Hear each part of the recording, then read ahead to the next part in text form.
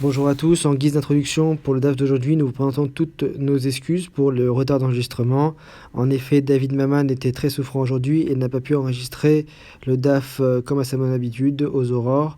Donc le DAF a été enregistré par Radetra qui est Magid Shiur à la Yeshiva ou Avetora Techa.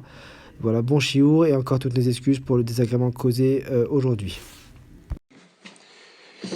Daf Het, le Daf commence à Daf Zayin Amoud Bet, 8 lignes avant la fin. Rabbi Yehuda Nessia, Rama de Shura Aderabanan. Rabbi Yehuda Nessia a imposé le paiement de la muraille, de la construction de la muraille, sur les Chachamim. Une petite parenthèse, ce Rabbi Yehuda Nessia n'est pas Rabbi Yehuda Anassi, l'auteur de la Mishnah. C'est quelqu'un qui a vécu plus tard et qui dirigeait le peuple, un peu comme un Resh Galuta. Amar Resh Lakish, Rabanan, l'autre Etiruta. Resh Lakish lui a dit, ce n'est pas la peine, tu n'as pas le droit de leur imposer, parce que Chachamim n'ont pas besoin de Shmira. Dirtiv, comme on voit dans le Pasuk, David Amelech l'a dit dans le Teilim Kouf la tête, Esperem mechol irbun, je les compte et je vois qu'ils sont plus nombreux que le sable. Esperem leman, de qui parle David Amelech lorsqu'il dit je les compte? Il est mal à tzadikim, si on pense qu'il s'agit des tzadikim qui sont plus nombreux que le sable, des nefishem et chala qui sont plus nombreux que le sable, ce n'est pas possible de dire une chose pareille. Pourquoi? Hashtag kulhu Israël ktiv behu. Voilà que déjà même pour tout le peuple d'Israël, il est écrit à ses propos, Kahol asher al sfat hayam. Il est nombreux comme le sable qui est au bord de la mer. Tzadikim atzmam mechol irbun. Les tzadikim eux-mêmes, qui sont une partie du Ham Israël, peuvent-ils être plus nombreux que le sable? Et là, Hachika Amar. Donc, la réponse elle est, voilà ce que David Amelech veut dire. Esperem les maasehem shel tzadikim. Je compte les actions des tzadikim. Mais hol irbun. Je trouve qu'ils sont plus nombreux que le sable. Et de là, David Amelech fait un raisonnement. Vekal vachomer. Un raisonnement fortiori. Ou ma'achol chez Mu'ad, si déjà le sable, qui est en petite quantité par rapport à l'immensité de la mer, Megina alayam, il protège la terre d'inondation de la mer. Ma'asem shel tzadikim shem merubim, les actions des tzadikim qui sont très nombreuses, lokol sheken chez Meginim alayem, n'est-ce pas plus raisonnable encore qu'ils vont protéger le Ham Israël, les Chachamim surtout. Donc voilà que les Chachamim doivent être dispensés de paiement d'une muraille et tout ce qui concerne la sécurité. Qui ata les kameh de Rabbi Yochanan? Lorsque Resh Lakish est arrivé chez Rabbi Yochanan, il lui raconte la remarque qu'il a faite à Rabbi Yehuda Nessia. Rabbi Yochanan a approuvé et lui a rajouté aussi, pourquoi tu ne lui as pas soutenu ton raisonnement du pasuk suivant, qui est dans Shirachirim? Ani Homa, Ami Israël dit, je suis comme une muraille. Les Shaddai comme Migdalot, mes poitrines sont comme des forteresses. Ani Homa, Torah. De qui il s'agit? Qui peut dire sur soi-même, je suis comme une muraille? C'est la Torah. Les Shaddai comme Migdalot, et mes poitrines sont comme des forteresses. Et le Talmidei Chachamim, ce sont les Talmidei Chachamim qui peuvent eux protéger leur personne et en plus l'Am Israël aussi. Donc voilà que on déduit de ce pasuk que les Talmidei Chachamim n'ont pas besoin de protection. Alors la Gemara répond, on passe au Dafret Amoud Aleph, là-haut, tout en haut de la page, Veresh Lakish, Savarla Kededarash Rava. Resh Lakish, pourquoi il n'a pas ramené ce pasuk lorsqu'il a discuté avec Rabbi Yehuda Nessia? Parce qu'il déduisait de ce pasuk une autre chose. Savarla Kededarash Rava, comme Rava commentait ce pasuk. Ani Homa, moi je suis comme une Homa, Zok Neset Israël. C'est le Ham Israël lui-même qui est comme une muraille. Les Shaddai comme Migdalot, et mes poitrines sont comme des forteresses. Elou Bate Knesiot ou Bate Midrashot, ce sont les Bate Knesiot et Bate Midrashot. Donc d'après Resh Lakish, ce pasuk voudrait enseigner que le Ham Israël lui-même est comme une muraille, et donc il est lui-même comme une muraille. On ne peut pas déduire de là que les Chachamim sont comme une muraille. Et donc, d'après ça, il faudrait poser une question. D'après ça, on devrait dire que tout l'armée Israël est comme une muraille et n'a pas besoin de protection. Réponse, Rachid nous explique, il s'agit que les Bnei Israël disent, je suis comme une muraille, je me protège et je mets des barrières devant moi pour ne pas me rapprocher des goyim et ne pas m'assimiler aux goyim. Mais cette mitzvah ne suffit pas pour protéger tout l'âme Israël d'un danger éventuel. Il faut le mérite de la Torah pour pouvoir le protéger de tous les dangers, tous les autres dangers. Rav Nachman bar Rav Chazda, Rama Karga Aderabanan. Rav Nachman bar Rav Chazda, qui dirigeait la génération, a imposé la taxe personnelle individuelle sur les Chachamim également. Alors que les autres Rabbanim, les autres dirigeants, avaient l'habitude de les dispenser. Amar le Rav Nachman bar Rav Yitzchak, Rav Nachman bar Yitzchak lui a dit, un vrat à Deoraita, tu as transgressé les paroles de la Torah, ve adenevié, tu as transgressé également les paroles de Nevi'im, ve adektouvé, et tu as également transgressé les paroles d'Ektuvim. Et il commence à lui expliquer pourquoi. Adeoraita, adirtiv, tu as transgressé les paroles de la Torah, parce que même dans la Torah, on déduit que les Chachamim sont dispensés de payer cette taxe. On voit dans le Chumash Dvarim, dans Parashat Vezot Abracha, Af Rovev Armim, Akadosh Baruch Hu a estimé les peuples et il leur a montré une grande affection en leur donnant de la puissance et des victoires. Kol Kedoshav Beyadecha. Mais tous les Kedoshim, tous les gens saints du Ham Israël sont quand même protégés par la main d'Akadosh Baruch Hu. Quel est le sens de ce pasuk? Amar Moshe Lifnei Akadosh Baruch Hu. Moshe Rabbeinu demande à Akadosh Baruch Hu, Ribono shel olam, maître du monde, Afilu be'ashara she'ata mechavev amim, même lorsque tu le montres beaucoup d'affection aux goyim et que tu leur donnes de la puissance et tu leur permets de dominer le Ham Israël, Kol kedoshav yehu be'adecha. Je t'en prie, garde, protège les chachamim par ta main, qu'ils ne soient pas soumis aux goyim. Donc, on déduit de là qu'ils devraient être dispensés de payer les impôts. Vehem tuku le raglecha. Quel est le sens du pasuk Vehem tuku le raglecha? Et eux sont rentrés à l'intérieur de tes jambes, c'est-à-dire Taner Rav Yosef. Donc, Vehem tuku le raglecha, le sens du pasuk, ils sont venus à l'intérieur du Har Sinaï, à l'intérieur de l'endroit qui était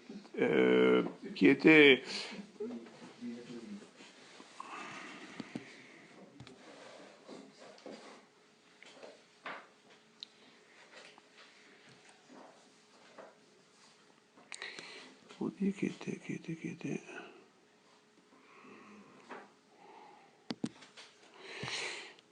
qui était couvert par la nuée de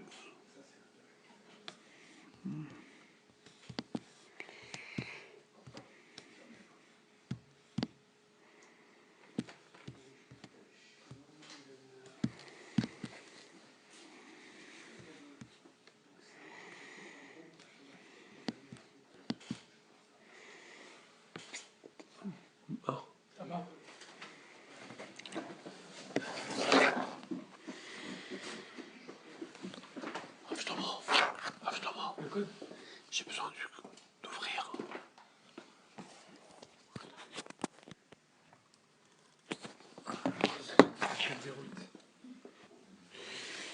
Vehem tuku le raglecha, ils se sont approchés de l'endroit qui était où résidait la Shechina, la présence divine, devant le Har Sinaï. Taner Rav Yosef, et de qui il s'agit? Pourquoi le pasuk a pris ce terme-là, tuku, qui veut dire tort, mais en même temps qui veut dire un autre sens de katet, qui veut dire brisé et usé. Taner Rav Yosef explique, Elu talmidei chachamim, il s'agit ici de talmidei chachamim, shemekatetim raglehem, qui usent leurs pieds, me'ir le'ir ou mimdina limdina, pour voyager de ville en ville et de pays en pays, l'ilmod Torah, pour étudier la Torah. Donc cela, il s'agit d'eux, de qui Moshe Rabbeinu a demandé qu'ils ne soient pas soumis aux goïm, même lorsque le Ham Israël entier est soumis aux nations. La suite du pasuk est Yissa midaberotecha, ils sont porteurs de tes paroles. C'est-à-dire qu'ils voyagent de ville en ville, Lissa veliten, bediburotav shel makom, pour étudier la Torah, qui sont les paroles d'Hachem. Jusque-là, le premier raisonnement pour expliquer comment Rav Nachman bar Rav Chazda avait transgressé les paroles de la Torah.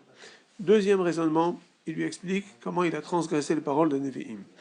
Dirtiv, Gam qui est anou bagoïm, rata akabetsem. S'ils étudiaient lorsqu'ils sont chez les nations, je les regrouperai maintenant. Via Helu Me'at, Mimasa Melech Vesarim. Ils seront soulagés un peu du poids du joug des rois et des princes. Alors, ce pasouk apparemment se contredit. Il parle de délivrer définitivement le Ham Israël, et ensuite il parle d'alléger l'oppression du peuple juif. Alors, il faut savoir, est-ce que l'essentiel de ce pasouk veut dire la délivrance totale ou un allègement du joug? Amar Ola, pasouk zé, belachon aramit neemar. Ola nous dit, ce pasouk a été dit en langage araméen. I, tanouk, le mot i veut dire une condition. I tanouk kulhum, s'ils étudient tous la Torah, ata kabetsem, je les délivre maintenant. Ve'im me'at mehem, mais si c'est une partie du Ham Israël qui étudie, Yahelu mimasa melech vesarim, je vais les soulager du poids, du joug pesant des rois et des princes. Donc, grâce au Talmidei Chachamim, le Ham Israël entier est soulagé du joug des princes et des rois. Donc, eux-mêmes n'ont pas besoin d'être protégés, eux protègent le reste du peuple. Voilà le deuxième raisonnement, comment il avait transgressé les paroles des Nevi'im. Adektuvim. Maintenant, il lui explique le troisième raisonnement, comment il avait transgressé les paroles d'Ektuvim. Dirtiv, Minda Belo Vahalach, la Shalit le Mirma Alehom. Il s'agit ici de Koresh, le roi perse, qui dominait tout l'empire perse, inclus Eretz Israël. Il avait envoyé une lettre au gouverneur et au procureur perse en Eretz Israël en lui disant Minda Belo Vahalach, ces 3 genres d'impôts qui étaient imposés à tous les habitants et les citoyens de l'Empire perse, la chalit les mirmar alehom, je ne te permets pas d'imposer aux chachamim. Donc voilà comment il lui a dit, tu vois que même le roi Goy avait compris qu'il ne faut pas imposer des impôts aux talmidei chachamim qui se consacrent entièrement à la Torah, donc toi tu as été moins raisonnable que ce roi Goy. Véhément Rav Yehuda avait commenté ce passouk en disant, Minda, l'impôt qui s'appelait Minda, Zumenat Ameler, ce sont les impôts que les rois imposaient habituellement et selon la nécessité à tous les habitants de la ville qui devaient se débrouiller entre eux comment collecter ces fonds et les remettre au roi. Belou, Zo Kesef Gulgalta. Belou, c'était l'impôt qui était la taxe individuelle que chaque personne devait payer au roi. Vahalach, Zou Arnuna. Alors, c'était un impôt qui était un peu comme l'impôt sur les revenus, qui était de devoir payer au roi la dîme de tous les revenus agricoles et d'élevage d'animaux. La Gemara reprend en disant Rav Papa, Rama Karia Hadeta Ayitme. Rav Papa avait imposé aux Yetomim, aux orphelins, de cotiser avec tout le restant de la ville pour creuser des puits, de nouveaux puits. Amarle Rav Shisha Bered Ravi dit le Rav Papa, Rav Shisha lui demande Vedilma lo mitvil, pourquoi tu as imposé aux Yetomim de payer alors que il y a un risque que les efforts fournis et tout ce qu'on a creusé tout ce qu'on a travaillé pour creuser et la recherche des nappes phréatiques sera en vain, et donc ils ont payé pour rien. Amarle Mishkal Shakil Laminayom. Il lui a dit, je prends de chez eux, lorsque je prends de tout le public, je prends de chez eux en même temps.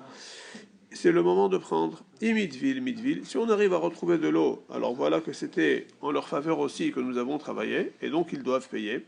Ve'ilo, mais si on a recherché en vain et qu'on n'a pas réussi, et donc finalement ils n'ont pas eu de restitution pour leur argent, mehadarnala nihalayhu. Donc c'est une erreur que nous avons faite, et je leur rends leur argent. Amar Rav Yehuda, Hakol le igle gapa.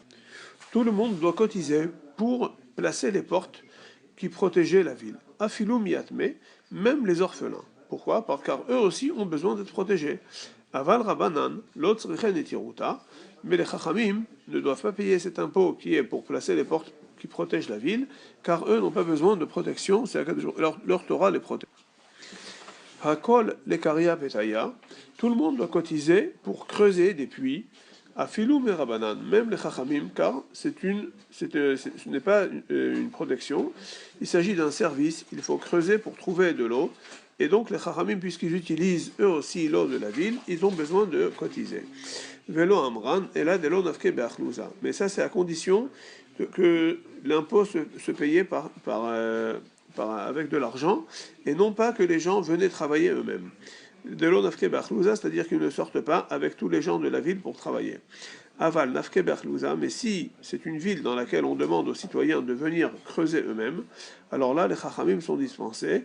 Rabbanan, Lav Bene Mipak Beachlouzaninu. Les Chachamim ne doivent pas sortir avec tout le monde pour travailler, ce n'est pas leur kavod. La Gemara continue en montrant la valeur des Chachamim.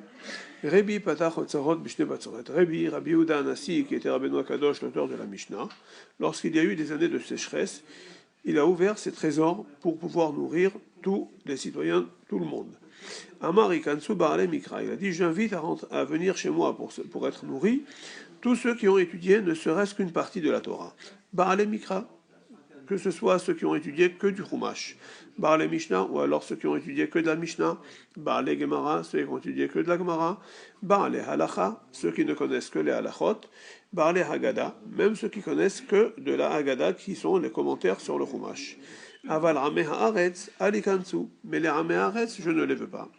Une petite parenthèse, les Rameh Haaretz dont parlait Rabbi Yehuda Anassi, qu'il ne voulait pas les nourrir, la Gemara explique dans Masechet Psachim que ces gens-là étaient des gens qui étaient très marginaux et qui n'avaient même pas de derech eretz ni politesse, ils n'avaient aucun sens, même par rapport à la vie de l'autre, ils n'étaient pas sociables, donc Rabbi ne voulait pas les nourrir. Donc, Aval Rameh Haaretz Alikansu. Dahak Rabbi Yonatan ben Amram ben Ichnas. Rabbi Yonatan ben Amram, qui était un grand Talmid Chacham et un des élèves de Rabbi Yehuda Anassi, il a fait pression, il est rentré, malgré qu'il ne s'est pas identifié en tant que Talmid Chacham. Amarlo, Rabbi Parneseni, lorsqu'il est rentré devant Rabbi, et apparemment il avait masqué son identité, Rabbi il a demandé à Rabbi Yehuda Anassi, il lui a dit, Rabbi Parneseni, je t'en prie, donne-moi à manger. Amarlo Beni Karita, mon fils, tu as appris du Chumash. Amarlo Lav, il lui a dit non, je n'ai pas appris. Shanita, tu as appris peut-être de la Mishnah. Lav, il lui a dit je n'ai pas appris. Imken Bamer Farnesecha. Donc il lui demande par quel mérite je te nourrirai. Amarlo par Neseni Kakelev Vekarorev. Il lui a dit tu sais quoi, donne-moi par le même mérite qu'Akadosh Baruch Hu donne aux chiens et aux corbeaux à manger. Ils n'ont fait aucune mitzvah, et pourtant Akadosh Baruch Hu leur donne. Alors je te demande moi aussi, donne-moi, même si je n'ai pas de mérite. Pour mieux comprendre ce passage, il y a deux petites questions à poser.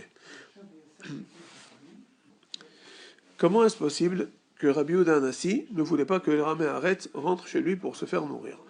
Est-ce qu'il était d'accord de les voir mourir de faim?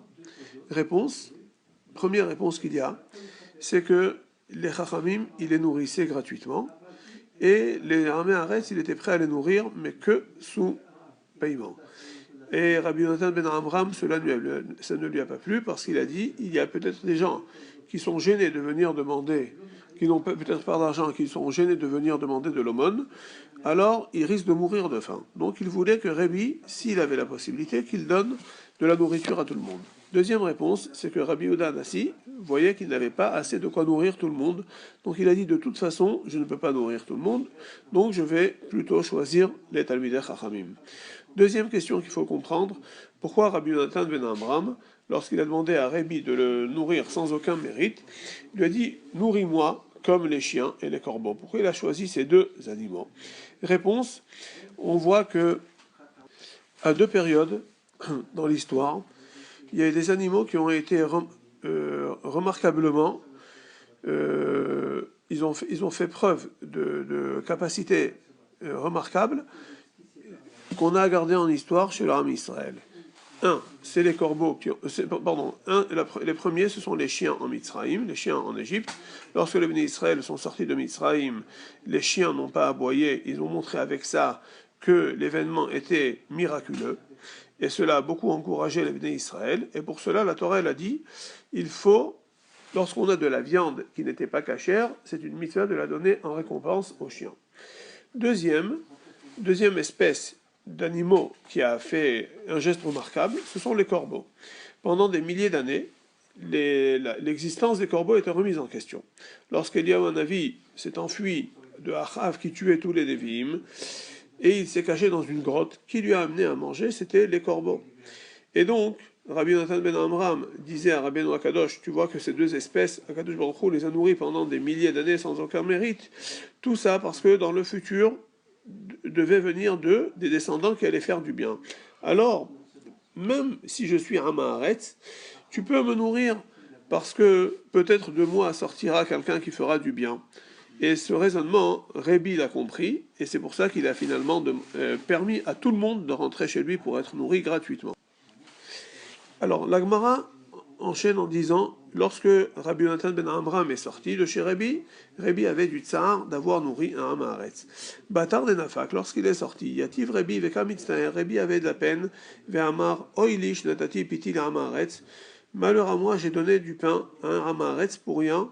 Donc, comme on a expliqué tout à l'heure, il avait de la peine que ce pain qui a donné à Hamaretz peut-être manquera à un Tamid Chacham qui risque de mourir de faim. Amar lefanav Rabbi Shimon Barabi, son fils Rabbi Shimon lui a dit, Shema Yonatan ben Amram talmidechahu, peut-être cette personne-là, c'était Yonatan ben Amram, ton élève, she'eno rotze lehanot mikevod Torah, miyamav. Et pourquoi je pense que ce soit lui qui soit venu déguisé? Parce que j'ai toujours remarqué que Rabbi Yonatan ben Amram ne veut pas tirer profit du kavod de la Torah. Batkou, ils ont vérifié, Ve'ashkar, ils ont trouvé comme ce que Rabbi Shimon Barabi avait suggéré, et c'était Rabbi Yonatan ben Amram. Amar Rebi Yikansu Hakol. Rebi a dit, tout le monde rentre, je les nourrirai tous. Alors, l'Agmara se pose une question, pourquoi Rebi ne voulait pas nourrir les Amé Haaretz? Et elle répond, Rebi les Amé, Rebi suivait son opinion et son expérience. De Amar Rebi, Rebi disait, les malheurs dans le monde ne viennent que à cause des Amé Haaretz. D'où le savait-il? Kehahu de Mekelila, car Rebi, lorsqu'il était à Teveria, il y avait eu un événement qui s'était passé. Le roi avait imposé le prix de la couronne, il avait imposé aux gens de la ville de payer le prix d'une couronne. Kehahu de Mekelila, c'est le prix de cette couronne, des Chadou à Teveria, que le gouvernement avait imposé sur la ville de Teveria. À tous les camés des Rebi, les gens de la ville sont venus chez Rebi, et ils lui ont dit, Litvu Rabanan Bahadan, il faut que les Chachamim payent avec nous, qu'ils cotisent avec nous pour payer la couronne. Donc Rebi avait, on comprend bien, Rebi avait dispensé les Chachamim de payer la couronne, et les gens de la ville ont exigé que les Chachamim cotisent avec eux. Amar le Hulo, Rebi leur a dit, il n'est pas question, les Chachamim ne cotiseront pas avec le reste de la ville. Amroulé, Harokinan, ils lui ont dit alors dans ce cas-là, on va fuir la ville et donc tout l'impôt sera imposé sur vous. Amar lehu, Haroku, il leur a dit Rebi, je ne suis pas impressionné, vous pouvez fuir. Haroku Palgehon, la moitié des gens de la ville ont fui. Daliua Palga, les gens, le gouvernement a dispensé les gens de la ville de payer la moitié. Ils ont dit donc, puisque la moitié des gens se sont enfuis, les gens qui restent paieront la moitié qu'il faut payer, la somme qui leur incombait depuis le début. Cette moitié des gens sont venus devant Rebi. Amroulé, dites-vous Rabbanan Bahadan. Ils lui ont dit, regardez, bon, maintenant ils ont enlevé la moitié de l'impôt, mais il faut que les Chachamim cotisent avec nous si vous voulez qu'on paye. Amar le Hulo, il leur a répondu encore une fois, les Chachamim ne payeront pas. Arokinan, ils lui ont dit, alors on fuira nous aussi comme les premiers. Aroku, il leur a répondu, allez-y, fuyez. Arku kulhu, tout le monde s'est enfui, sauf une personne, pas Shahu Koves. Il est resté qu'une personne là-bas, qui était un laveur, Shaduha Akoves. Le gouvernement, qui a vu que les gens ont fui exprès pour ne pas payer la couronne, donc ils se sont énervés. Shaduha Akoves, ils ont dit, cette personne-là qui est restée en ville, lui payera tout. Alors la question qui se pose, c'est pourquoi la première fois, quand la moitié des gens de la ville ont fui, le gouverneur de la ville n'a pas imposé à la moitié qui restait de payer le tout. Réponse, lorsque la moitié des gens ont fui la ville, le gouverneur n'était pas trop vexé, n'était pas trop vaché, il disait sûrement ce sont les gens pauvres qui se sont sauvés, et donc les riches qui restent, ils payeront leurs cotisations, mais ce n'est pas la peine de leur demander de payer le tout puisque c'est peut-être pas au-dessus de leurs possibilités. Mais lorsqu'il a vu que tous les gens de la ville se sont enfuis, il a dit ceux-là ne veulent pas me payer cette couronne. Donc il s'est énervé, il a dit tout celui qui reste ici devra payer. Arak Shadua à Koves, donc il a imposé à une personne qui restait de tout payer.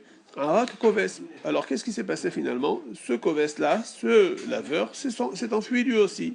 Paka Kedila, l'impôt a été levé, le gouvernement a dit on ne demande, on n'exige plus cette somme-là. Et donc les Chachamim sont restés en ville, le gouverneur n'a rien exigé des Chachamim, il était évident pour le gouverneur qu'il n'allait pas demander à des Chachamim de cotiser pour la couronne. Donc lui-même était rempli de respect pour les Chachamim, sans que personne n'ait besoin d'intervenir en leur faveur.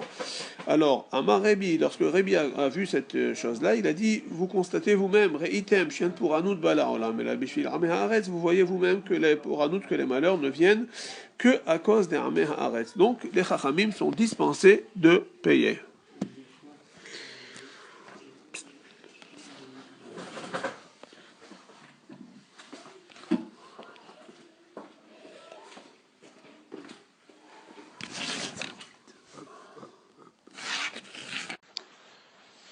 La Gemara continue, elle reprend ce que la Mishnah a dit.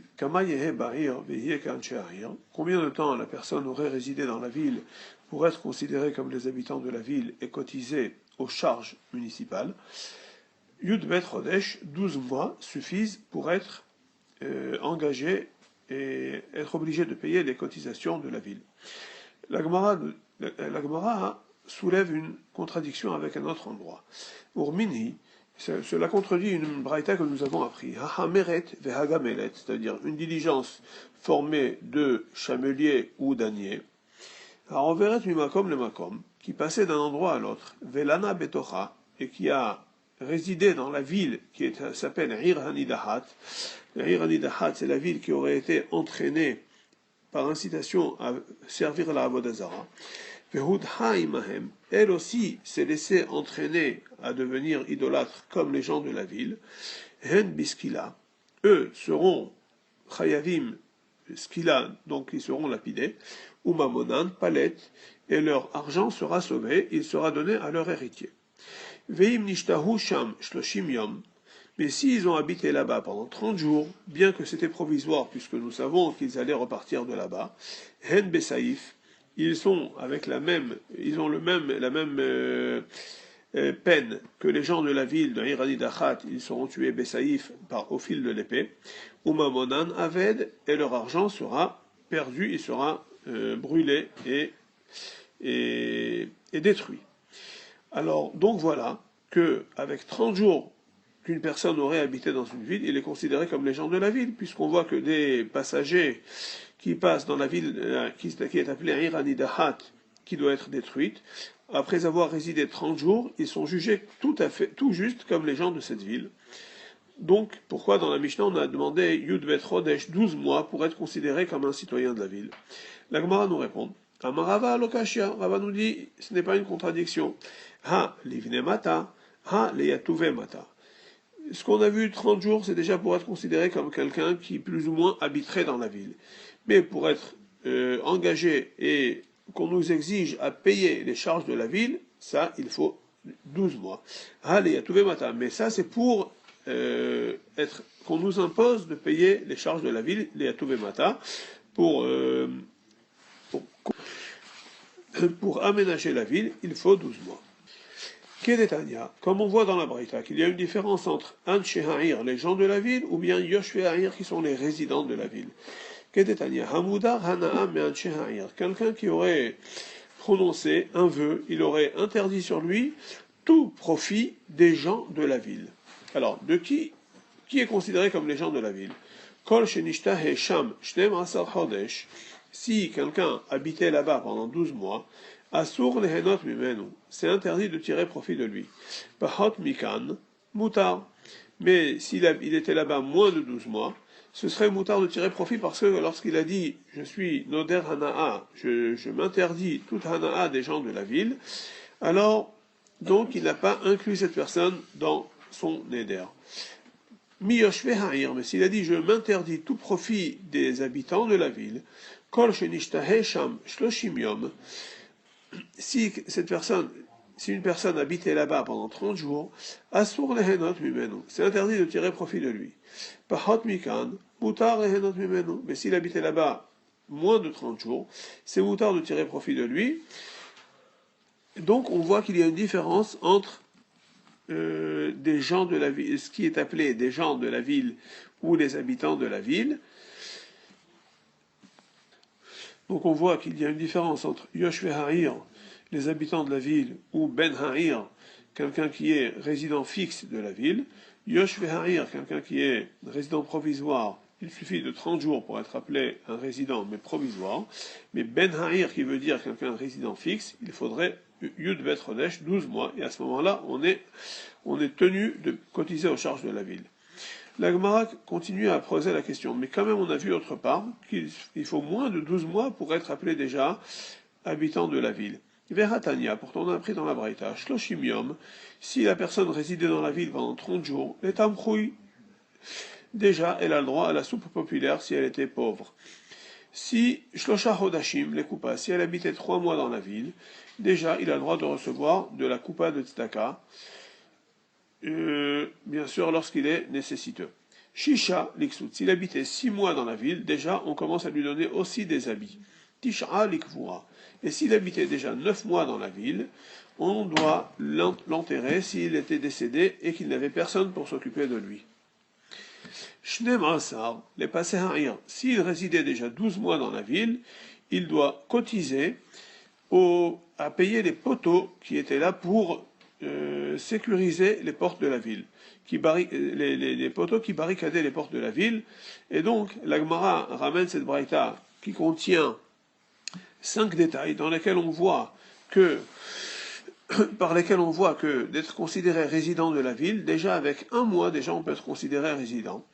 Alors, pourquoi dans notre Mishnah on nous a demandé 12 mois pour être considéré citoyen de la ville? Amar Ravasi, Amar Rabbi Yochanan. Ravasi répond au nom de Rabbi Yochanan, Kitnan Name Matnitin, la Mishnah chez nous qui a demandé 12 mois, elle aussi, justement, elle a parlé de 12 mois, les passés ha'irtnan. Elle a parlé de ça pour dire que cette personne est engagée et elle est tenue de payer pour les passés ha'ir, pour les poteaux de la ville qui barricadaient les portes. Mais pour d'autres choses, effectivement, il suffira de moins de 12 mois. Donc, parlant des engagements et des obligations de chaque citoyen de payer les charges de la ville, Ravasi continue à nous enseigner. Amar Ravasi, Amar Rabbi Yochanan, Hakol les passés ha'ir. Tout le monde doit payer pour les poteaux qui barricadent la ville. Ve'afilu miatme.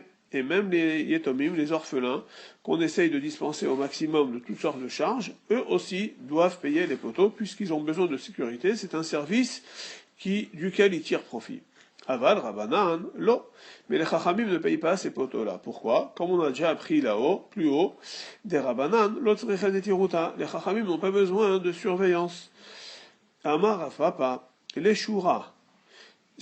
Rafapa nous enseigne aussi que s'il faut construire la muraille ou le parsha'a et payer un cavalier qui fait éclaireur et surveillance tout autour de la ville 24 heures sur 24 heures, ou le tarzina et les gardes armés qui surveillent la ville, afilu miyatme, les yetomim aussi doivent payer et cotiser. Aval Rabanan, l'autre et tiruta. Mais les chachamim ne doivent pas payer ces choses-là qui sont uniquement pour la sécurité. Alors, l'Agmara va nous dire une règle générale pour savoir pour chaque impôt, est-ce que chaque impôt, les chachamim doivent payer ou pas. Klala de milta, la règle générale est Kol milta de itlehu hana amine, chaque chose duquel on tire profit, afilu miyatme. Les yetomim aussi doivent payer. Excusez-moi, on reprend une ligne en arrière. Amar Ravasi, Amar Rabbi Yochanan. Ravasi nous dit, au nom de Rabbi Yochanan, Hakol les passés ha'ir, tout le monde doit cotiser pour les poteaux qui barricadent la ville, ve'afilu miyatme, même les yetomim aussi. Aval Rabanan lo, mais Chachamim n'ont pas besoin de cotiser pour ça. Des Rabanan lo tzrechen et tiruta, car les Chachamim n'ont pas besoin de surveillance. Amar Rafapa, Rav Papa nous dit, les shura ou le parsha'a, s'il faut cotiser pour la muraille et pour le cavalier qui tourne autour de la ville pour surveiller, 24 heures sur 24 heures, ou le tarzina et pour les gardiens armés qui protègent la ville, afilu miyat, mais les yetomim aussi doivent cotiser. Aval rabanan notzrichen et tiruta, mais les chachamim n'ont pas besoin de cotiser à ça puisque c'est de la surveillance et eux n'en ont pas besoin. Klala de milta, voici la règle générale qui définit. Kol milta de itlehu hana'a mine, toute chose, toute cotisation de laquelle on retire profit, afilu miyatme, les yetomim aussi doivent cotiser. Car c'est un service, c'est comme si on achetait quelque chose au magasin, les yetomim doivent cotiser à ça. Rabba, Ramat Daka ayetme de Bebar Marion. La Gemara nous dit que Rabba a imposé au yetomim de Bar Marion, qui était une personne qui habitait dans la ville, il leur a imposé de cotiser à la tzedaka. Et Abaye s'est étonné avec lui. Et s'est étonné. Amarle Abaye, Vehatane Rav Shmuel Bar Yehuda. Il lui a dit Abaye, mais pourtant, Rav Shmuel Bar Yehuda a dit En poskin tzedaka ala yetomim. On ne peut pas imposer aux yetomim de cotiser à la tzedaka. Afilou les pidion jouy, même s'il fallait racheter des prisonniers. Alors pourquoi vous avez imposé aux orphelins de Bar Marion de cotiser avec le restant de la ville à la tzedaka? Amarle. Anna le arshuvin karavina. Il lui a dit, moi je n'ai pas fait ça pour les faire cotiser, j'ai fait ça pour qu'ils aient plus de kavod, plus d'honneur dans la ville, et que les gens leur fassent du bien. Donc c'est eux qui vont gagner de cette affaire-là. La Gemara nous raconte que la reine Ifra Hormiz, Imed de Shvur Malka, la mère de Shvur Malka qui était le roi perse, Shadra Arnaka de Dinre, elle a envoyé une bourse pleine de pièces d'or, les kameh de Rav Yosef, chez Rav Yosef, pour donner à la tzedaka. Amra, les hevel les mitzvah Rabba, il lui a dit, je veux que tu donnes ça à la tzedaka pour une grande mitzvah. Yativ Rav Yosef ba, Rav Yosef réfléchissait, maï mitzvah Rabba, qu'est-ce qui s'appellera une grande mitzvah? Amar le Abaye, midetane Rav Shmuel Bar Yehuda. Abaye lui a dit, on peut déduire ça des paroles de Rav Shmuel Bar Yehuda. En poskin tzedaka ala yetomim, on ne peut pas imposer aux yetomim de cotiser à la tzedaka, afilou les pidion shvuim, même s'il fallait cotiser pour un rachat de prisonniers. Shma mina, on peut déduire de là, pidion shvuim mitzvah rabahi, que racheter des prisonniers c'est une très grande mitzvah. Amarle,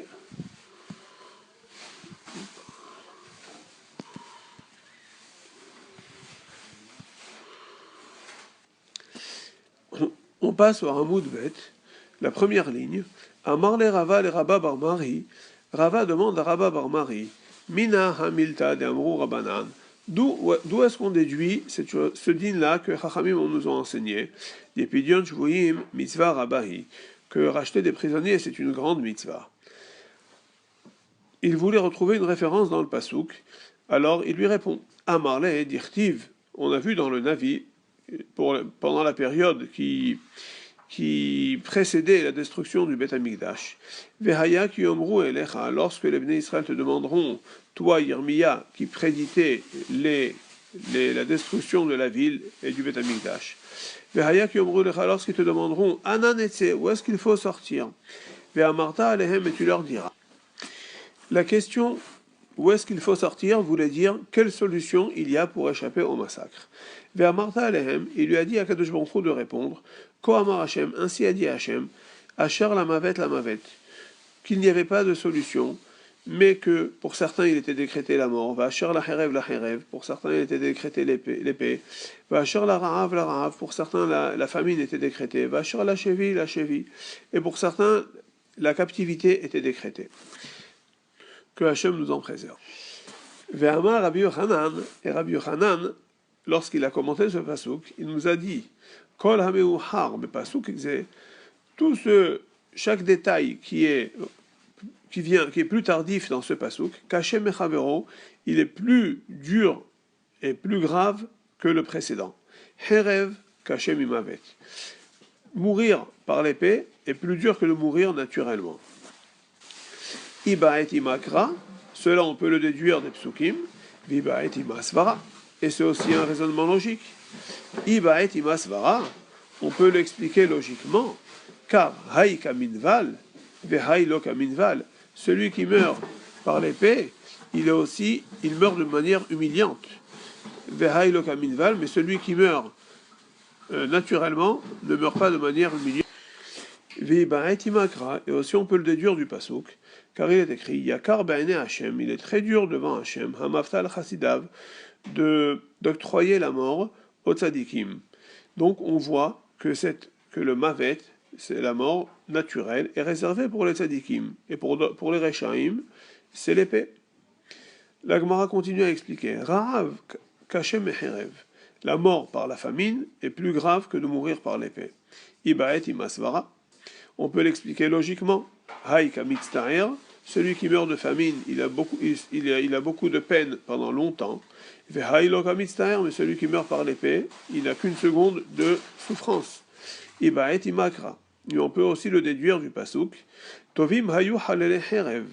Dans Echa, Yirmiya décrit ceux qui sont morts par l'épée ont eu un sort meilleur, mehalele rahav, que ceux qui sont morts par la famine. Chevi, caché mikulam, mais la captivité, elle est pire que tout. Des kulhu itanube, car lui peut subir toutes les souffrances en même temps. Rashi explique, Shehu biyadagoy, il est livré dans les mains de son ravisseur. La asot bokol chefto, qui peut faire de lui ce qu'il veut. Im la mavet, im la herev, im la raav. Il peut le faire mourir, il peut le laisser souffrir de faim, et ensuite il peut le tuer. Et puisqu'on sait que les prisonniers avant n'avaient aucune valeur aux yeux des ravisseurs, aux yeux des... La Gemara continue à nous détailler certains dynimes de tzedaka. Tanu Rabanan. Kupa shel tzedaka, l'argent de la kupa de tzedaka. Nikvit bishnaim. Elle doit être collectée par 2 personnes minimum. Une personne seule n'a pas le droit d'aller collecter des fonds de tzedaka. Ou mithaleket bishlosha. Lorsqu'ils veulent distribuer aux pauvres de la ville, il faut qu'ils soient 3. Et la Gemara nous explique pourquoi il faut 2 pour la collecte et 3 pour la distribution. Nigvit bishnaim, elle doit être collectée par 2 personnes minimum. Chez En Osim Srarot ala Tzibur, car on n'a pas le droit de nommer des autorités d'imposer une autorité sur le Tzibur. Pachot mishnaim, moins de 2 personnes. Et puisque parfois il fallait imposer aux gens de cotiser à la tzedaka, donc il fallait qu'il y ait minimum 2 personnes. Ou mithaleket bishlosha. Il faut que ça soit distribué par 3 personnes minimum. Kedin et mamonot, puisqu'on a appris qu'un bet din, c'est minimum 3 dayanim, et les gabaïs tzedaka, les responsables de tzedaka, doivent juger les pauvres, et ils doivent juger chacun pour savoir qu'est-ce qu'il faut lui donner. Donc c'est un genre de din, c'est un genre de jugement, donc il faut qu'il y ait 3 dayanim. Bien que, évidemment, on ne demande pas à ces dayanim d'avoir ces responsables de tzedaka d'avoir le degré de dayanim qui vient juger dans tous les dîners mamonotes, mais au moins ils doivent savoir quels sont les raisonnements par rapport à la tzedaka. Tamhouy, la soupe populaire, nikvit bishlosha, il faut 3 personnes pour la collecter. Ou mitraleket bishlosha, il faut aussi qu'elle soit distribuée par 3 personnes. Pourquoi? Chez Gibouya, vechiluka shavim, comme la soupe populaire c'était de la nourriture qui était périssable, donc on devait la distribuer aussitôt qu'on l'avait collectée. Donc il fallait pas qu'on ait besoin d'aller chercher un 3e, donc il fallait que les 3 personnes soient déjà disponibles depuis le début au moment de la collecte. Tamhouy bechol yom, la soupe populaire se distribuait tous les jours. Coupa, mais Erev Shabbat, mais l'argent de tzedaka se distribuait aux pauvres tous les Erev Shabbat, tous les vendredis. Tamhouy, les aniyé olam, la soupe populaire peut être donnée à tous les aniyim qui sont présents dans la ville, même s'ils n'habitent pas dans la ville. Coupa, les aniyé ha'ir, mais l'argent de la tzedaka, des fonds de tzedaka de la ville, sont distribués aux gens de la ville uniquement. Verashaim bene ha'ir, et les gens de la ville sont autorisés de modifier ces conditions. La rasot kupa tamhouy ve tamhouy kupa. Ils ont le droit de modifier les conditions et de dire que l'argent de la kupa peut être distribué avec les mêmes conditions que le tamhouy, la soupe populaire, ve tamhouy kupa, et que la soupe populaire peut être distribuée avec les mêmes conditions que la kupa, donc c'est-à-dire que pour les gens de la ville. Ulshanota les kol mashirtsu. Et s'il n'avait pas assez de pauvres à qui distribuer l'argent de la coupa ou la soupe populaire, ils ont le droit de donner pour une autre œuvre qui est aussi publique. Exemple, de donner à des malades, construire un hôpital, et ainsi de suite. Verasha'in bene ha'ir, les gens de la ville sont également autorisés, les hatnot à la midot, de modifier les poids et les mesures qui étaient publiques, vers la shi'arim, ou de modifier les prix et les tarifs, vers al sechar po'alim, le prix des ouvriers, les tarifs des ouvriers, ou les hasiya al kitzatan, ou alors de pénaliser ceux qui n'accomplissent pas les règlements de la Gemara veut comprendre maintenant d'où on a déduit qu'il ne fallait pas imposer une autorité sur les gens de la ville moins de 2 personnes. Amar mort. On avait appris, on n'a pas le droit d'imposer une autorité sur les gens de la ville, pachot mishnaim, moins de 2 personnes. Mina hanemile, d'où on le déduit. Amar Rav Nachman nous dit, Amar Kra, on le déduit du pasuk. Vehem yikhu et azahav, et ve'et atchelet ve'et argaman. Eux, les responsables du Beth Amikdash, prenaient l'or, l'argent et ainsi de suite, ils collectaient de chez les Bnei Israël, et il l'amenait au Beth Amikdash. Donc on voit qu'il n'allait pas tout seul, même le mot Vehem n'est pas dit juste pour au passage, il a été dit explicitement pour dire qu'il fallait envoyer 2 personnes pour collecter les fonds du Beth Amikdash. Alors, la Gemara nous dit, Srarot ou de l'oravde. Alors, tout le problème est qu'il ne faut pas nommer une autorité sur le public moins de 2 personnes. Donc, ce n'est pas un problème de confiance. Hein, Himune Meheman. Donc, on voit que ces gens-là, on avait confiance en eux. Donc, puisqu'on a déduit que les 2 personnes qu'il fallait envoyer, c'était pas pour que chacun surveille l'autre, c'était tout simplement par honneur pour les gens de la ville, il fallait pas qu'une personne s'impose. Alors, mais d'où on a déduit ce sujet-là, qu'on fait confiance au Gabaï Tzedaka, mais ça y est, allez le Rabbi Hanina, cela soutient les paroles de Rabbi Hanina. Dama Rabbi Hanina, Maase Umina Rebi, Shne Ahin ala Kupa. Que Rabbi Hanina nous raconte que Rebi avait nommé 2 frères sur la coupa de Tzedaka. Et donc, puisque les 2 frères ne peuvent pas surveiller l'un à l'autre, ils sont psulim les doutes, ils ne peuvent pas témoigner l'un de l'autre. Donc on voit que Rebi faisait confiance à ces gens-là, il n'avait pas besoin de témoigner sur leur confiance, tout simplement il fallait honorer le public, et une personne ne pouvait pas imposer quelque chose, il fallait 2 personnes qui imposent à chaque individu. Maïsra Ruta. La Gemara demande, mais quelle autorité y a-t-il dans la collecte de la tzedaka? Et elle répond, de Amar Rav Nachman, Amar Rabba Baravua, que Rav Nachman nous a dit au nom de Rabba Baravua, les filles chez Memashkenim à la tzedaka, parce que parfois on prend un gage à la personne pour la tzedaka, ve'afilu be'erev Shabbat. Même lorsque c'est un Erev Shabbat, c'est-à-dire, parfois les Gabaït Tzedaka viennent chez la personne et lui disent, tu t'es engagé à donner une certaine somme à la Tzedaka, donne-la nous maintenant. Et il leur répond, je n'ai pas cet argent maintenant. Alors il lui demande, donne-nous un gage. Donc puisqu'ils peuvent demander un gage, donc c'est une autorité. Et cela ne peut pas se faire d'une personne à une personne, il faut qu'il y ait 2 minimum par rapport à chaque individu. Hein? La Gemara s'étonne. Comment c'est possible de dire qu'on prend des gages à une personne qui a promis de la tzedaka? Ini, vehaktiv, mais pourtant on a appris, ou pas kadati, alkol lo hatzav, Akadosh Baruch Hu nous dit, je jugerai tous ceux qui oppressent leur âme Israël. Et de qui s'agit-il? Pas seulement des oppresseurs qui leur faisaient des malheurs, mais aussi des Gabaït tzedaka, bar Marabi Yitzchak bar Shmuel, bar Marta Mishmed Erav, ve'afilu al Gabaït tzedaka. Ce pasuk-là revient même sur les responsables de la tzedaka, s'ils usaient d'autorité et parlaient durement aux donateurs, eux aussi, Akshbuchou les jugera. Et donc voilà, qu'on ne peut pas user de l'autorité avec le public. La Gemara répond, Lokashia, Hade Amid, Hade Lo Amid. Ce n'est pas contradictoire. Lorsque la personne, elle a de quoi payer, juste qu'elle n'a pas l'argent maintenant. Donc on sait qu'il n'est pas oppressé par cela. Alors on lui dit, écoute, tu as promis la tzedaka, et c'est une grande mitzvah de payer ce que tu as donné, c'est même impératif.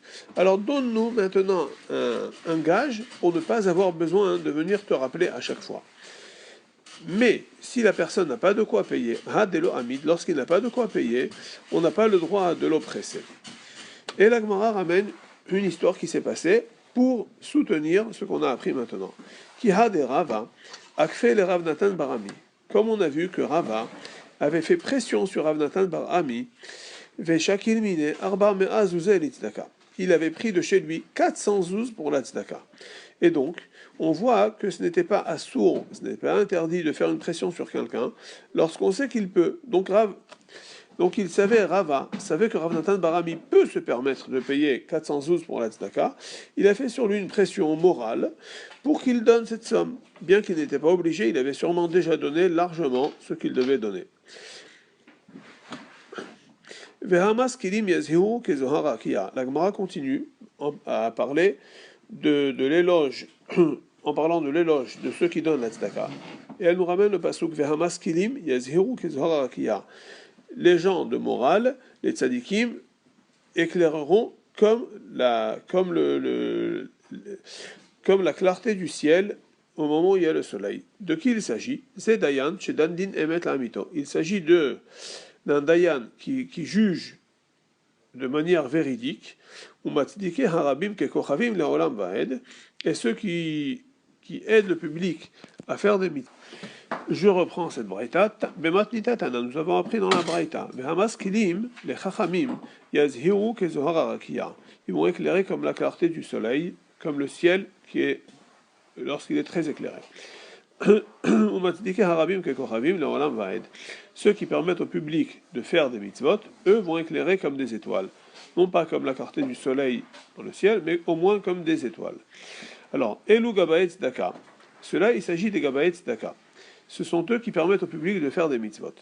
Mais Matnita Tana. Dans la Braïta, nous avons appris. Vermaskilim yazhiru kezohara rakia. Le pasuk qui nous dit que les chachamim vont éclairer comme la clarté du ciel, il s'agit il s'agit du dayan qui juge de manière véridique, c'est-à-dire din emet, c'est lorsque je juge d'après les données qui arrivent chez moi, sans avoir cherché et fouillé ce qui se cache derrière. Emet la amito, vrai et véridique, c'est-à-dire que le dayan a eu besoin de beaucoup fouiller et de rechercher quelle était la vérité qui se passait, ne pas être roulé et triché par les arguments des balais dinim. Et aussi, il s'agit des gabaet tzedaka qui permettent, qui sont eux aussi comme des maskilim, ils sont comme les chachamim. Et de qui parle le pasuk en disant que ceux qui permettent au public de faire des mitzvot en masse, ils seront comme des étoiles, les olam vaed, ils vont éclairer éternellement. Elum melamdet inokot. Ça, il s'agit de ceux qui enseignent aux enfants, qui grâce à eux, les enfants grandissent et deviennent des talmidei chachamim. Et la Gemara prend un exemple vivant qui se passait à leur période, Kegonman, comme qui, par exemple, la Gemara demande, Amarav Kegon Rav Shmuel Bar Shilat. Rav, il a pris un exemple différent qui est une personne qui était, mais la Tinokot, enseignant aux jeunes enfants, qui exerçait à sa période. Kegon Rav Shmuel Bar Shilat. C'est comme Rav Shmuel Bar Shilat qui est dévoué pour l'enseignement des enfants. Des Rav, Ashkechel et Rav Shmuel Bar Shilat, et la Gemara nous raconte pourquoi Rav disait que Rav Shmuel Bar Shilat est un homme dévoué, un Melamed Tinokot dévoué. Des Rav Ashkechel et Rav Shmuel Bar Shilat, Rav a trouvé Rav Shmuel Bar Shilat, des Havakae Beginta, qui se trouvait dans son jardin. Et il lui a demandé, Amarle Shavaktel Himnutach, est-ce que tu as laissé tomber ta fidélité, tu étais toujours devant tes élèves, en train de t'occuper d'eux, et maintenant je te vois en train de t'occuper de ton jardin? Amarle, non pas du tout, il lui a répondu, Hatle Sarshnin de l'Ochaziali. Il lui a dit, Rabbi, ça fait déjà 13 ans que je n'ai pas vu mon jardin, c'est la première fois que je suis venu. Vehashtaname, et même maintenant, quand je suis dans mon jardin, Dartaï Ilavayhu, je suis en train de réfléchir à mes élèves et de méditer comment les faire progresser au maximum. Donc voilà pourquoi Rav nous dit que Rav Shmuel Bar Shilat était un enseignant dévoué. Verabanan Maï. La Gemara demande, tu nous as fait l'éloge des Dayanim et tu nous as montré leur sachar, des Gabaet Tzedaka, des enseignants. Mais quel est le sachar des Chachamim? Amar Ravina ve'ohavav ketzet hashemesh vivurato. Les chachamim, ceux qui étudient la Torah, qui sont toute la journée sur l'étude de la Torah, eux vont éclairer comme le soleil au moment les plus forts. Tanu Rabanan, Gabaet Tzedaka, Enan Rachaïn Ifrosh Zemizé. La Gemara nous cite quelques dynimes de Tzedaka. Les collecteurs de Tzedaka n'ont pas le droit de se séparer l'un de l'autre. Pourquoi ils n'ont pas le droit de se séparer? Pour ne pas que les gens de la ville viennent à les soupçonner que celui qui s'est séparé de l'autre, il est allé pour frauder et cacher de l'argent qui lui a été donné. Aval, Poresh, Ze la Sha'ar, Veze la Hanout. Alors, ils n'ont pas le droit de se séparer complètement, mais ils ont le droit de se séparer légèrement, d'être un dans un magasin et l'autre à la porte du magasin ou un peu plus loin à la porte d'un autre magasin. Matza Marot Bachouk, s'il a trouvé de l'argent dans la ville et par terre, et cet argent lui revient et lui est dû, c'est une perte qui était permise pour lui, alors Loïtenem Betor Kiso, il n'a pas le droit de les mettre dans sa poche. Pourquoi? Car les gens de la ville, ceux qui le voient, peuvent le soupçonner d'avoir pris de l'argent de la tzedaka et l'avoir mis dans sa poche. Alors comment fera-t-il? Et là, il devra les mettre avec l'argent de la tzedaka dans la coupa, dans la boîte où il ramasse l'argent de la tzedaka. Et lorsqu'il arrivera chez lui, il fera le compte et reprendra la somme convenable. Et avec ça, il sera épargné du soupçon des gens. Kayotsebo, de même, Hayanoshe behavero mané, s'il avait une créance envers son ami, donc son ami lui devait de l'argent, mané, sans ouz, Operao Bachouk, il lui a payé lorsqu'il était dans le chouk, dans le marché, en train de tourner chez les gens et de collecter les fonds de tzedaka. Il n'a pas le droit de le mettre dans sa poche. Et là, notnan, les tocharneki shel tzedaka, il doit les mettre avec l'argent de la tzedaka, dans la pochette de la tzedaka. Lorsqu'il arrive chez lui, il les prend. Tanu Rabanan, encore quelques dynimes de tzedaka. Tanu Rabanan, Gabaet tzedaka, she'en lahem aniyim l'halek. Des collecteurs de tzedaka qui ont cherché à qui distribuer la nourriture de la tzedaka ou l'argent de la tzedaka. Qui n'ont pas trouvé assez de pauvres à qui ils pouvaient donner la tzedaka, portin les acherim, ils peuvent monnayer les pièces à d'autres personnes pour leur demander des pièces plus grandes pour pouvoir les garder plus facilement jusqu'au jour où ils peuvent les donner. Ils n'ont pas le droit de monnayer chez eux-mêmes avec leur argent. Pourquoi? De peur qu'on vienne à les soupçonner qu'ils ont monnayé leurs pièces de manière favorable en leur faveur. Gabaet Amchoui, des collecteurs de soupe populaire, qui n'ont pas trouvé de pauvres à qui distribuer la nourriture. Alors ils voudraient vendre cette nourriture et garder l'argent jusqu'au jour où ils auront besoin. Alors, ils ont le droit de vendre à d'autres personnes, mais ils n'ont pas le droit de vendre à eux-mêmes cette nourriture, de peur qu'on vienne à les soupçonner qu'ils ont racheté cette nourriture moins chère qu'il ne le faut. Marot shel tzedaka, l'argent de la tzedaka, en moninotan shtaim shtaim. Il ne faut pas les compter 2 pièces par 2 pièces, car on peut se tromper. Et là, ahat, il faut les compter minutieusement. Amar Abaye. Abaye nous dit, Meresh lo havayativ mar, atzife debek nishta. Au début, Rabba, qui est mar, c'est-à-dire mon Rav, Rabba, ne s'asseyait pas sur les nattes qu'il y avait au Bet HaKnesset. Pourquoi? Car on les achetait avec l'argent de la tzedaka. Et donc il se disait, il n'y a que les pauvres qui ont le droit de les utiliser. Et moi, je n'ai pas le droit. Kevan de Shama'a leha detanya. Lorsqu'il a entendu cette halakha, la braïta qu'on a dit là-haut, ou les chanota, les kol mashirtsu, que les gens de la ville ont le droit de modifier le but et l'objectif qui a été destiné à faire avec l'argent de la tzedaka et de faire autre chose avec l'argent de la tzedaka qui est resté, Havayativ, depuis ce moment-là, il s'asseyait car il disait c'est tout à fait permis ce qu'ils ont fait les gens de la ville, ils ont décidé de changer l'objectif qui a été recherché. Amar Abaye, Meresh Avar Abid Bar Trekise. Abaye nous raconte encore une des conduites de Rava qui était rigoureuse. Au début, Rabba avait 2 pochettes pour la tzedaka. Had le Alma, une pochette pour les pauvres qui n'était pas de la ville. Vehad le'aniye de mata. Et une pochette pour les pauvres de la ville. Kevan de Sham'a leha de Amar le Shmuel Rav Tachlifa Barav. Lorsqu'il a entendu ce que Rav Shmuel Bar Tachlifa avait dit, ce que Rav Shmuel avait dit à Rav Tachlifa Barav Dimi, à Ravid Hatzkisa, il lui avait dit, tu peux faire une seule pochette, ve'atne, et tu peux mettre une condition, comme quoi, lorsqu'un donateur te donne de l'argent, tu lui dis, écoute, parfois je peux les donner aux gens de la ville, parfois je peux les donner à quelqu'un d'autre. Lorsque tu me donnes de l'argent, je demande ton accord de pouvoir faire ce que je veux au moment où je dois le faire. Et le donateur te donne avec cette intention, alors, et c'est moutard. Alors, Ihuname, Avid Hatkisa ve'atne ala. Lui aussi, Rabat, depuis ce jour, il a fait une seule pochette pour la tzedaka, et il avait fait une condition avec chaque donateur qui lui donne son accord de pouvoir le distribuer à celui à qui il faut au moment voulu qu'il puisse le donner soit à un pauvre de la ville, soit à un pauvre qui n'est pas de la ville.